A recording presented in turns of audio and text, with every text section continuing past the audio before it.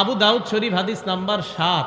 এই হাদিসের মধ্যে রাসূল আকরাম সাল্লাল্লাহু আলাইহি সাল্লাম বলেন, নবীজির সাহাবা সালমান ফারসি রাদিয়াল্লাহু তাআলা আনহুকে এক ব্যক্তি বললেন, বা ইহুদিদের থেকে বলা হলো, সালমান, তোমাদের নবী দেখি তোমাদেরকে সবকিছু শিখায়।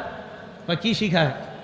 এক বর্ণনা আসছে, কদ আল্লামাকুম নাবিয়্যুকুম কুল্লা শাইইন হাত্তাল খিরাআহ, তোমাদের নবী দেখি তোমাদেরকে সব কিছু শিখায়, প্রস্রাব পায়খানা কিভাবে করবা এটাও দিয়ে শিখায়। বলেন আলহামদুলিল্লাহ।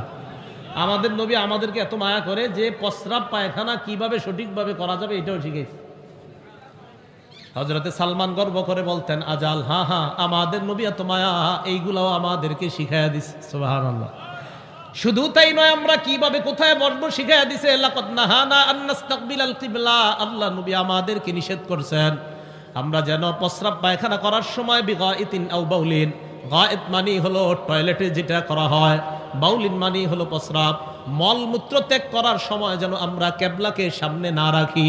এটা আবু দাউদ শরীফের 7 নম্বর হাদিস। তাহলে কেবলা সামনে রাখা যাবে না, এতটুকু পাইলাম। আর কেবলা যে পিছনে রাখা যাবে না, এই দলিল পরের হাদিসে, আবু দাউদের 8 নম্বর হাদিসে রাসূল সাল্লাল্লাহু আলাইহি সাল্লাম বলেছেন, লা ইস্তাকবিলিল কিবলাতা ওয়ালা ইস্তাদবিরহা। মাদ্রাসা ছাত্র যারা আছেন আপনারা তো জানেনই, ইস্তিকবালে কেবলা, ইস্তিদবারে কেবলা, আবু দাউদ এবং তিরমিজির লম্বা আলোচনা। তো কেবলাকে সামনেও দেওয়া যাবে না, কেবলাকে পিছনেও দেওয়া যাবে না।